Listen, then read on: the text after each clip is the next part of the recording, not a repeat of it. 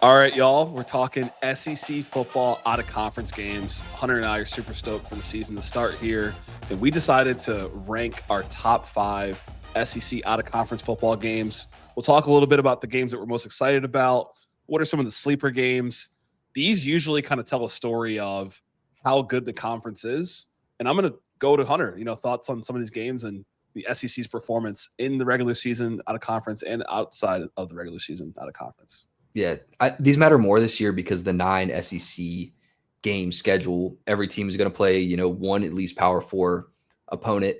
But as you look down the stretch, these ones matter a lot when we're comparing conferences at the end of the season. You saw it last year with some key games like Texas arguing they should have been played Ohio State and they would have been in. So when you look at these games, even though they're week 1, 2, 3, a couple at the end with Georgia Tech, even though it's that early, it still matters for what happens at the end of the year. So kind of ranking them on what teams really need a win that early, but also which of these games could have, implications for the end of the season. Already looking ahead, it's like we still got months until the season starts, but already looking at the playoff rankings.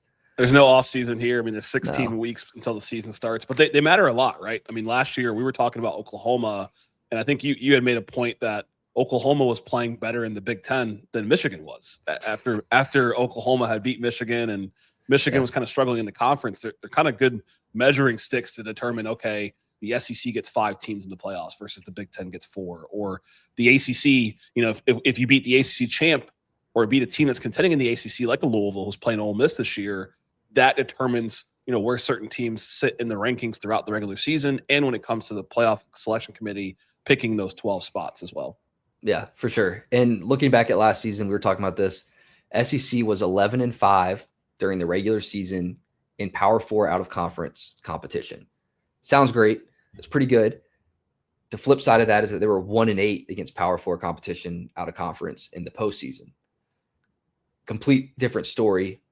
Do you make anything of that, or do you, how do you interpret that? Yeah, I think there's definitely something to be made, starting with the regular season. You look at that 11-5 record, you look at the top of the conference and what those teams did out of conference, right? So Georgia took care of business in their out of conference games. Ole Miss took care of business in their out of conference games. I don't think that's included in the 11-5 because they played Wazoo and they played Tulane. But, Texas did not. And like you said, losing to Ohio State, some would argue that kind of kept them out of the playoffs, in addition to losing to Florida. It's more important to play better in the regular season, but the 1-8 is not a great story for the postseason either. It's not when you count, some of them I don't care too much about. The bowl games, I love to watch them. I keep track of them all and watch all the teams. But when you're looking at, Vanderbilt and Tennessee losing, I'm looking at those differently as postseason losses than I am like Alabama losing to Indiana or A&M losing at home to Miami in the playoffs. I think when those factor in, that definitely tells a story more than maybe some of the other bowl losses, Houston, LSU. The only win in the postseason out of conference was Texas beating Michigan, and they were one of the teams that didn't win their, really good out of conference game early in the season against Ohio State. Yeah, and with the postseason play, right, unless you're in the playoffs, obviously a lot of these guys are entering the portal. Some guys are being pushed into the portal. Their opponents also have a lot of turnover as well.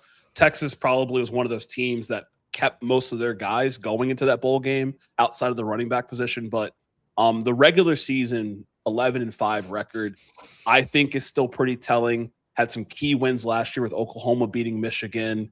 Obviously, Georgia beating Georgia Tech. Georgia Tech at one point was competing for a playoff spot. So there was some pretty notable games that the SEC took care of business out of conference. And there was some clunkers, right? The Florida State Alabama one, right? That was one that people were kind of had amnesia with when it came to the end of the season for Alabama. But a lot of these games we're going to see run back again this year.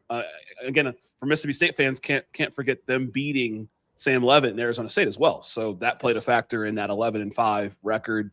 Hunter, when we think about our top 5 out of conference, looking at the games that are happening in September, not necessarily like the South Carolina, Clemson's, the Georgia Tech, because later in the season, locked rivalries, Kentucky, Louisville, et cetera, et cetera. What are some of the ones you're most excited about when it comes to the out of conference in the SEC? The one I'm most excited for is actually number 5 on our list. So we can maybe just start with that one. And that's Alabama FSU. You mentioned it. And that is partially because of what happened last year.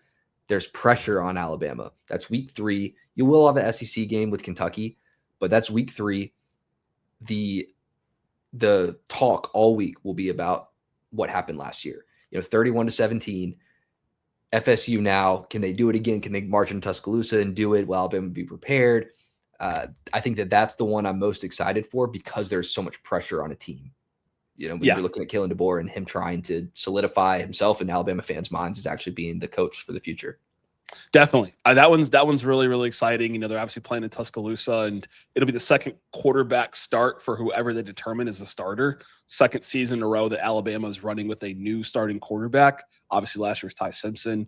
A lot to look forward to there. On the other side, you got Ashton Daniels playing quarterback for Florida State. Not as much hype around him as Thomas Castellanos.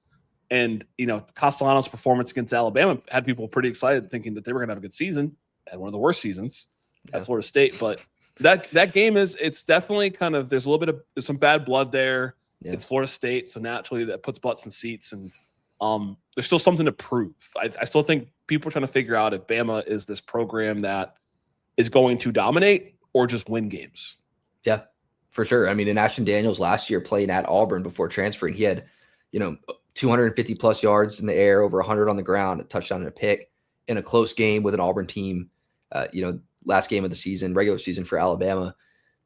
He could bring some of that in this. And like you said, it's trying to get an identity on both of these two teams. And like I mentioned earlier, with 9 SEC games this year, you can't drop one. You're not going to have any luxuries here to make a game back with a more inferior opponent. Like, it's going to be a gauntlet all the way through. So yeah, number 5, Alabama FSU. This one doesn't have a spread out for yet, even an early spread. I'd imagine Alabama will be favored at this point in the season. FSU will have SMU the week before. Yeah, it'll definitely be an interesting one. And SMU Florida State, can't sleep on that either. Yeah. Number 4, we had Ole Miss versus Louisville. Ole Miss has been in the talk just about ever since the coaching change happened. But looking at what's on the field, Trinidad Chambliss, Kawan Lacey. And the other side, this Louisville team, Jeff Brom is known for some of these upsets a lot of times, against good opponents. So what are your thoughts on this matchup?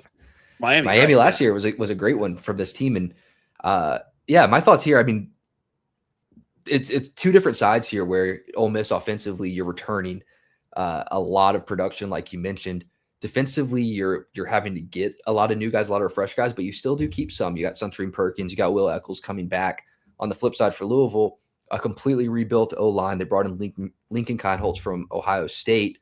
The piece of continuity there, Isaac Brown, third team All-ACC running back for Louisville, 8.8 yards per carry last year. He was, a monster when they needed him. Great running back.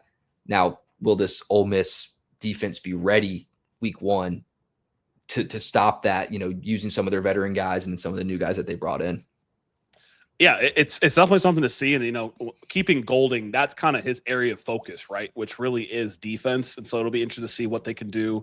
They struggled a little bit against stopping the run on the ground in their second to last game when it came to playing Georgia. But it'll be a fun matchup, neutral site in Nashville. And really just it'll be fun to see if they can continue the success that they've had coming off of the 6 seasons with Lane Kiffin. Yeah, they're 7-point favorites in this one already. Via FanDuel, so an early line that could change. This is a Sunday game, neutral site in Nashville. An exciting one, and we're going to be talking about Lane Kiffin probably a little bit later on this list, but we're actually next on the list with LSU Clemson. This is the first game in the Lane Kiffin era. They're 10.5-point favorites as an early line. This one has just hype, right? Because it's his first game there as a program. There's high expectations. He brought in some great talent.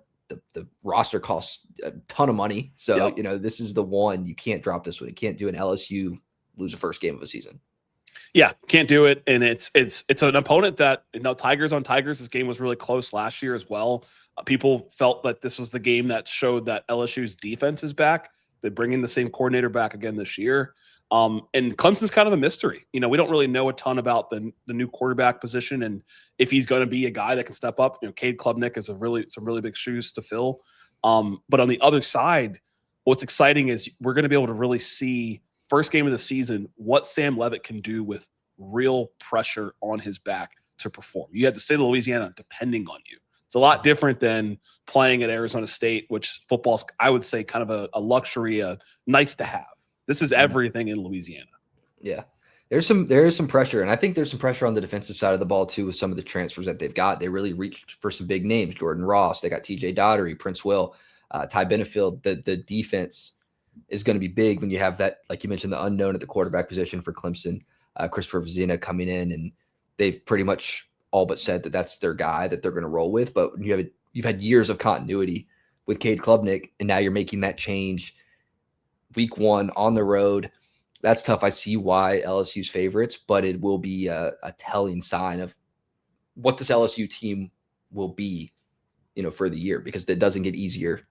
They play Ole Miss a couple weeks later. They play A&M the week after that. So, it's just one of many for them. Yeah. Yeah. It's definitely a heavy schedule for them. And like I said, they play Texas this upcoming season too with LSU. And it's exciting, though, for LSU fans, something you could potentially look forward to. Ole Miss was number one in the conference when it came to points fielded, 500-plus points. If they can repeat that with what they expect this defense to look like, Sam Leavitt could potentially find himself in New York. It's a big statement. Number 2 on the list. This is a rematch from last year. Oklahoma, Michigan. This game is instead of being played in Norman, now we're going to be in Ann Arbor. Michigan 2.5-point favorites as an early line. Over under 45.5. That's low for a reason. Oklahoma returning a ton of defensive production. That's what they've been known for. I think this is a huge game. Like I said, or you mentioned it earlier, and we were talking about it. The winner of this game last year was kind of a telling part on who made the playoffs. If Michigan would have won, they probably would have been, and Oklahoma would have been out, even though it was so early in the season. So this will matter. This one's really telling. It's an important game for them. I think there's still a little bit of pressure again on the head coach with Venables over at Oklahoma. This was kind of a spotlight game for Mateer. It was a spotlight game for the running game last year for Oklahoma, and it's going to matter a lot when it comes to, like you said, whoever wins this game is putting themselves in a position to have a key out of conference win to go stronger into the conference play. Yeah, they forced mistakes out of Underwood last year. He was a little bit more fresh at this point, 9 for 24. Like I said earlier, they're not losing production defensively, and anyone that they did lose, the shoes are being filled with someone who's kind of come up through this team. It's not a lot of transfers defensively. It's other guys who have earned their way through the ranks of the Venable program, which is known as being defensively interesting, finding really good looks and then being physical, but getting to quarterbacks is what they were really good at. If they do that and then show any semblance of offensive, continuity or power that they maybe didn't have at certain points last year in the season, Oklahoma could win this, maybe should win this game if the defense is performing. So yeah, I'm excited for this one. It's 2 quarterbacks coming back. You don't, have that in too many matchups this year. There's so many new quarterbacks. But these are two premier programs and 2 programs that, if you're doing your job at the quarterback position, they're going to welcome you back. Bryce Underwood, obviously back, sophomore season, a lot of hype around him last year. A lot to expect from him this year, and brand new coach over at Michigan as well. Obviously, with the departure of Sharon Moore, you look at what Kyle Whittingham has done at the Utah program. If he can translate that to Michigan, they're going to be a continued powerhouse back to where they were with Harbaugh as well. So it's going to be a fun one. With talking about Michigan, talking about their rival school, biggest game out of conference of this year. It is going to be super telling, not only to this season. The talk and conversation around the Texas-Ohio State game last year was something that I think gets people talking about the way that the SEC will schedule out-of-conference games for the future. Alabama had lots of eyes on them as to whether they would keep their Ohio State home and home that's coming up because of the way that playing this game impacted Texas last year. Now, games in Austin, Ohio State underdogs in this one. First or second underdog, road underdog for Ryan Day. And they lost their last time being a road underdog. That was 2023 against Michigan. So they're not real familiar with even being a dog on the road. Yeah. It's definitely not a spot that Ohio State finds themselves in, pretty often. And, a really disappointing season, I would say, for Ohio State, losing, to Miami in that second round of the playoffs or third round of the playoffs. A lot to desire from them, most likely their last year with Jeremiah Smith, Julian Sand returning, coming off of a Heisman appearance in terms of being in New York. And on the other side, all the talk really has been on Arch Manning and what they've done around him. The two running backs they brought in with Smothers and Malik Brown, one of the best receivers they brought in as well, with Cam Coleman. There's a lot of defensive departures kind of on both sides, but I think the best defensive player in this game is on the Texas roster with Colin Simmons. Yeah, there's a lot of really good matchups in this game. I mean, I think that right now, the Ohio State defense, flipping the side, they lost so many of their stars.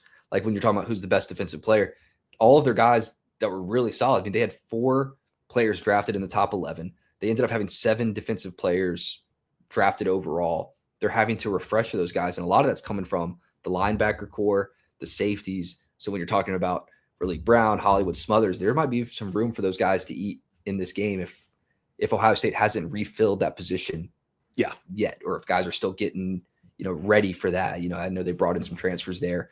A couple of Alabama transfers. They got Russell Smith. Earl Little Jr. had to stop at Florida State. Is also there. So a couple Alabama players on this team. Yeah, couple Bama guys. They seem to love that program in terms of just what it represents, and similar to the Saban program in some capacities.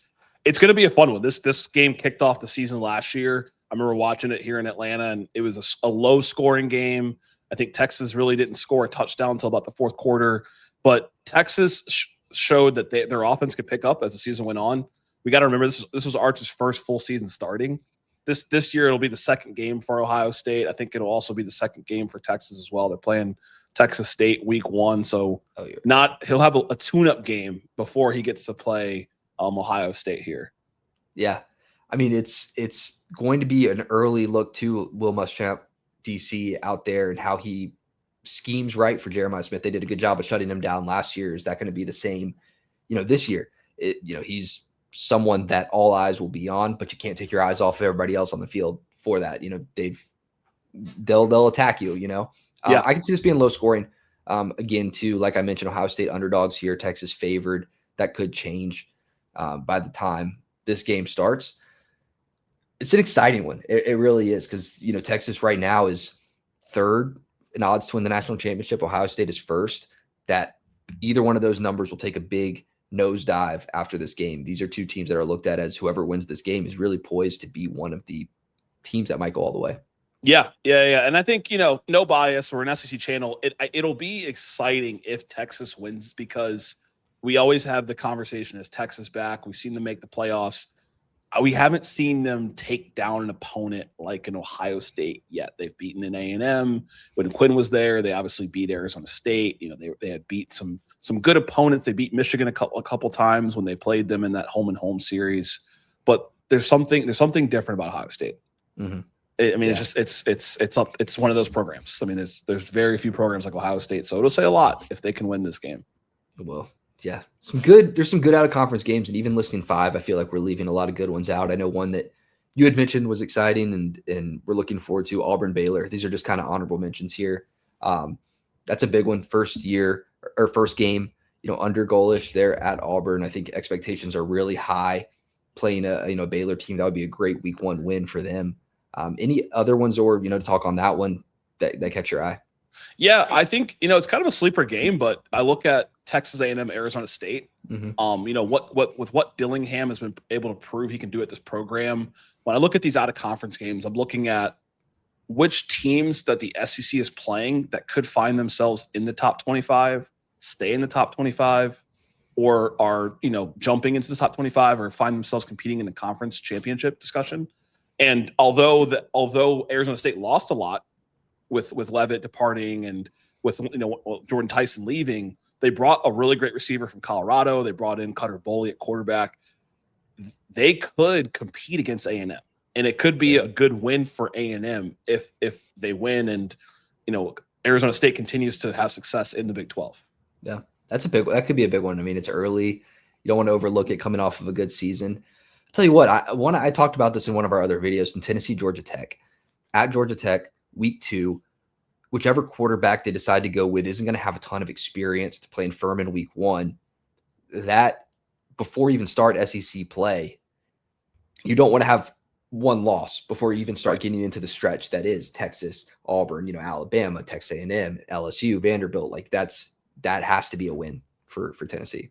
Yeah, that's a huge one. That's a really big one. And Georgia Tech, they announced their starting quarterback is going to be Mendoza there as well. Obviously transferred from IU, the brother to the #1 draft pick. So they're still a well-run program with Brett Key, and they're playing at home. And it's going to be a big one for the Tech fans. And for Tennessee, like you said, they've had some great success against these ACC schools in some of these out-of-conference games with Duke the past couple of years, Syracuse, obviously, NC State 2 years ago.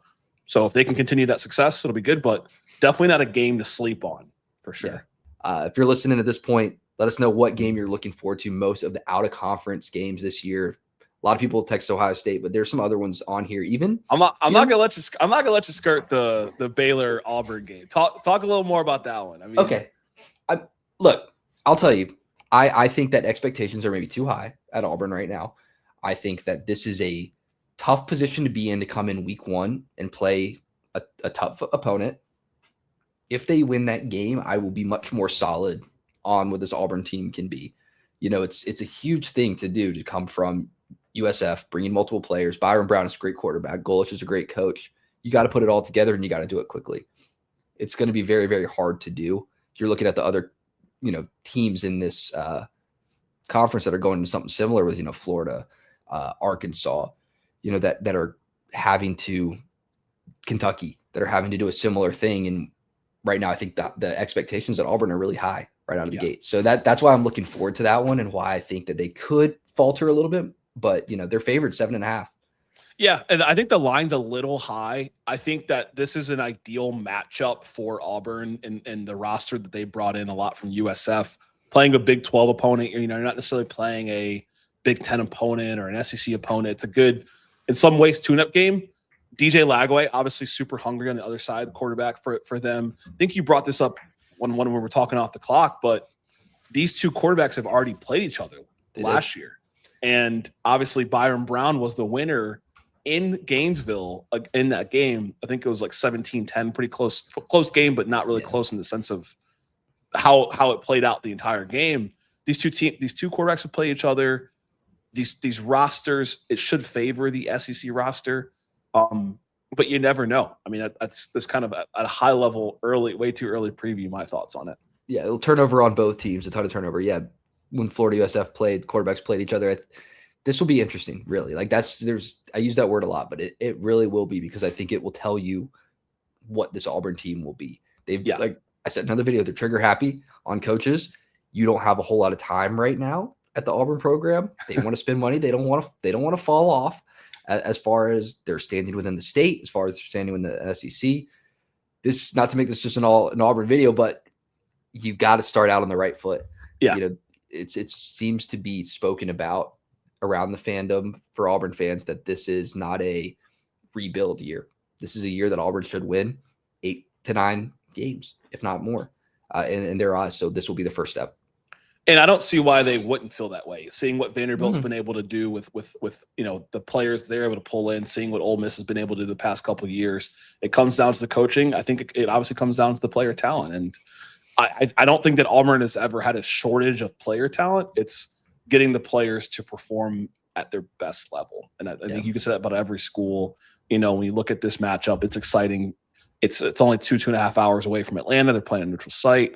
It's going to be more orange than I think it'll be green, to be honest. And it will say a lot. It'll definitely say a lot about what this program is, because I've struggled to determine what is Auburn's identity. Is it a defensive school? Is it an offensive school? What is it? Yeah. And we'll see this year. We will. We'll see with all these teams. I mean, there's some big games. Let us know in the comments what game you're most looking forward to. As always, like, subscribe, drop a comment. Let us know your thoughts. We love hearing from everybody. We're continuing to make college football content through the offseason. Looking forward to the season where we're really going to ramp it up. But stay tuned for more. We love talking college football. I'm Hunter Ziesman here with Randall Ledet Jr. This is the new SEC podcast. And until next time.